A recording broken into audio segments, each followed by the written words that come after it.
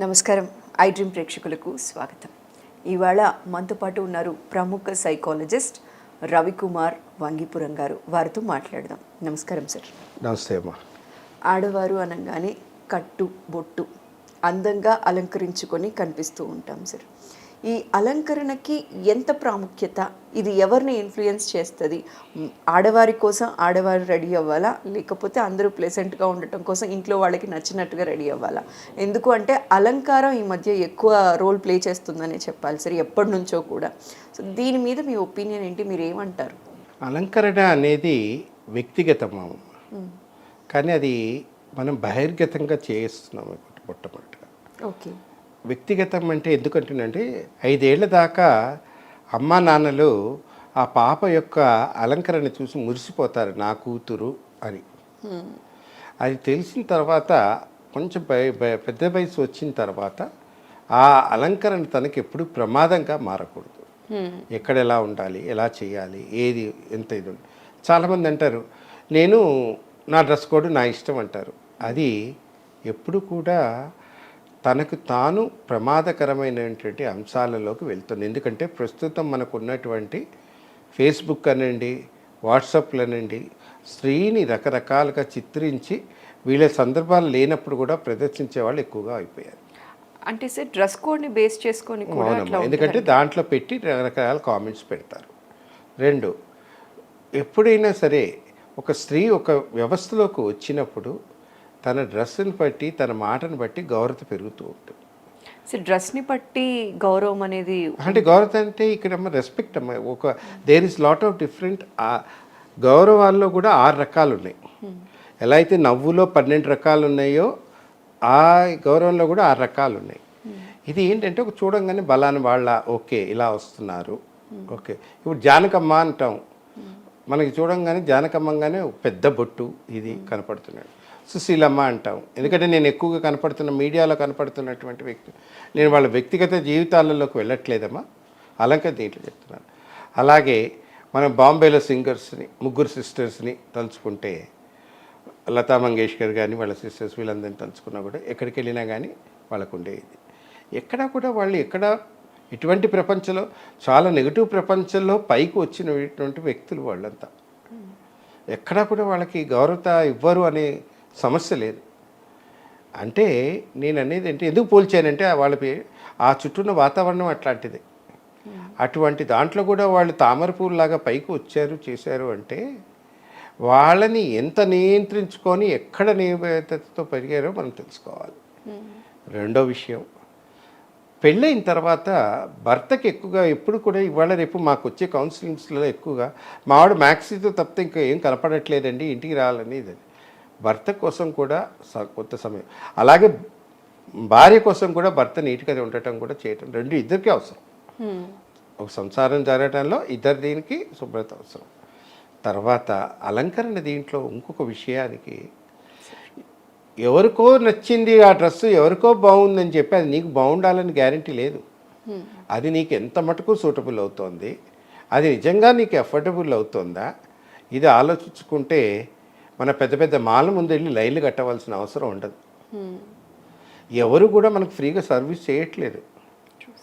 కానీ చేనేత కార్మికుడు పడుతున్నటువంటి శ్రమ, చెమట బొట్టు ఎవరు కూడా అర్థం చేసుకోలేని పరిస్థితులు ఏర్పడుతుంది.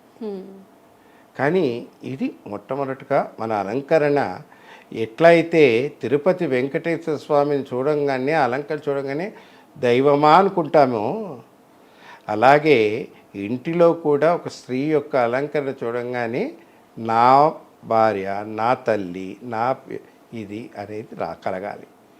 ఎలా అయితే మీ ఆర్గనైజేషన్ పేరు ఐ డ్రీమ్ అన్నది ఇంట్లో I dream for better for my future అనేది రావాలి. I always admire with determination అనేది ఎప్పుడైతే ఉంటుందో ఆ ఐడి అన్నది అక్షరాలకి చక్కటి మార్గం వేసిన వాళ్ళు అవుతూ ఉంటారు. కానీ ఒక చిన్న అంశాన్ని మనం గుర్తుపెట్టుకోవాలి, స్త్రీకి ఉల్లి పసుపు చేసినంత మేలు ఇంకెవరు చేయరు. అది ఎందుకో ఏమో ఆ రెండింటిని దూరం పెట్టడానికి కారణమైపోతున్నాం. ఈ రెండిటి విలువలని మీ పెద్దవాళ్ళని అడిగి తెలుసుకోండి. ఆకుకూరలు లాభం వల్ల తెలుసుకోండి. అంతర్ముఖంగా ఉన్న అందానికి అసలు పైన వయ్యారాలు అలంకరించుకోవాల్సిన అవసరమే లేదు. అంతర్ముఖంగా అందంగా లేనప్పుడు బాహ్య అలంకరణ ఎప్పుడూ కూడా తాత్కాలికంగానే మారిపోతుంది. ఇది తెలుసుకుంటే ఏ భర్త నెగిటివ్ వేలో వెళ్ళటానికి, ఏ కొడుకు అమ్మ దగ్గరికి వచ్చి నీకేం తెలుసు అనటానికి, ఏ కూతురు నీ రోజులు కాదు అని చెప్పకుండా ఉండటానికి అమ్మ యొక్క పాత్ర సూదితో ఎంబ్రాయిడరీ వర్క్ కుట్టినప్పుడు ఆ ఎంబ్రాయిడరీని గోడకి అలంకరించినప్పుడు ఇది మా అమ్మ కుట్టిందని ధైర్యంగా చెప్పుకునే స్థాయికి ఎప్పుడైతే పిల్లలు వస్తారో ఆ సూది యొక్క విలువ జీవితంలో కూడా ఉపయోగపడుతుందని నేను అనుకుంటున్నాను. అంటే ఒక ఎంబ్రాయిడరీ అంత మార్పు పిల్లల్లో తెచ్చింది కదా, అంటే అందరికీ ఎంబ్రాయిడరీ నేర్చుకోమని కాదు, చేసే పనిలో అటువంటి ఫ్రేమ్లోకి మనం వెళ్ళగలిగితే ఎక్కడికి వెళ్ళినా కానీ చుట్టూ ఉన్న ప్రపంచంలో మంచి జరిగిన చోటకి వెళ్ళటానికి ప్రయత్నించండి. ఆకలిగా ఉన్న వ్యక్తికి అన్నం పెట్టినప్పుడు అతను వేసుకున్న డ్రెస్సులు కూడా మీరు చూడండి. ఇది తెలుసుకొని నెలకొక్కసారి పొద్దున్నే ఒక 20 ప్యాకెట్లు ఇడ్లీల ప్యాకెట్లు తీసుకొని ఎవరికి మీకు తెలియని వ్యక్తికి ఇవ్వండి. నీ ఒక ఇడ్లీ ప్యాకెట్ను ఒక వాటర్ బాటిల్ ఇవ్వండి. అతనిలో వచ్చిన మార్పును చూడండి. అప్పుడు మీలో కలిగినటువంటి అంతర్ముఖమైనటువంటి ఆనందాన్ని, బీపీని, షుగర్లను కూడా కొంత దూరం చేసి నేను ఈ సొసైటీ నా బాధ్యత అనుకుంటే అన్నీ మార్పులు జరుగుతాయి. సార్, అయితే ఇది ఎటు అలంకారం గురించి మాట్లాడుతున్నాం కాబట్టి ఒక పాయింట్ అయితే నేను అడుగుదాం అనుకుంటున్నాను సార్. ఆడవారు ఎక్కువ బ్యూటీ కాన్షియస్ అవ్వటం వల్ల ఎక్కువ శాతం డబ్బులు అలంకారానికి ఖర్చు పెట్టేస్తున్నారు అని మాట్లాడుతున్న వాళ్ళు కూడా ఉన్నారు సార్. చీరలకి, డ్రెస్సెస్కి, కాస్ట్యూమ్స్కి, కజిన్ మ్యారేజ్ అయినా, ఎవరో ఫ్రెండ్ మ్యారేజ్ అయినా ఓసారి కట్టిన చీర ఇంకొకసారి అలాంటి మైండ్ సెట్ ఉన్న వాళ్ళకి మీరు ఏం చెప్తారు సార్? అంటే కాస్ట్యూమ్సే మా వాల్యూని పెంచుతాయేమో కాదమ్మా, ఇక్కడ బేసికల్గా ఏం జరుగుతుందంటే, మీరు అడిగిన క్వశ్చన్ చాలా మంచి క్వశ్చన్ అమ్మా. ఇది చేతి గాజులు వాళ్ళకి ఋతుపవన అనే దీనికి ఉపయోగపడేవి. ఇది అందుకనే మీరు చూడండి, గర్భిణీ స్త్రీలకు కూడా గాజులు ఫెస్టివల్ ఇవన్నీ చేస్తారు. అది వాళ్ళ సైకిల్ మీద పడే ఇంపాక్ట్ అది తెలుసుకోవాలి. తర్వాత చెవుకి ముక్కుకి ఉన్నటువంటి ముక్కు పొడవ చాలా విలువైంది శరీరానికి, స్త్రీ శరీరానికి. పురుషుడికి కూడా అవసరం చెవులకి, కానీ అది ఎందుకో మోడర్న్ డ్రెస్ కాబట్టి మారిపోయింది. దాని తర్వాత మీరు అడిగినట్టుగా వేలు ఖర్చు పెట్టినంత మాత్రాన్ని అది తాత్కాలికంగా అవుతుంది. అందుకనే అంటాడు, మీ ఇంటి సందులో పాలవాడిని అడిగితే తెలుస్తుంది పొద్దున పూట ఏ ఇంటికి వెళ్తే ఎవరిని భయపడకుండా చూడగలము అనేది. ఇది కారణం ఏంటంటే, మనకు తెలియకుండా ఒక మధ్య ఊబిలో దిగటం వల్ల వేరే వాళ్ళు ఎన్కాష్ చేసుకుంటున్నారమ్మా. తెలుపు అందుకనే అంటారు కదా, ఎలుకతో పట్టుకుని ఎలుకని ఎన్నిసార్లు వృద్ధి చేసినా కానీ దానికి ఉన్నటువంటి ఒరిజినల్ రంగు మారదమ్మా. మనం ఏం చేస్తామంటే చాలా మటుకు చూపిస్తున్న క్రీమ్స్ ఇవన్నీ వాళ్ళంతా వ్యాపార శైలిలోంచి.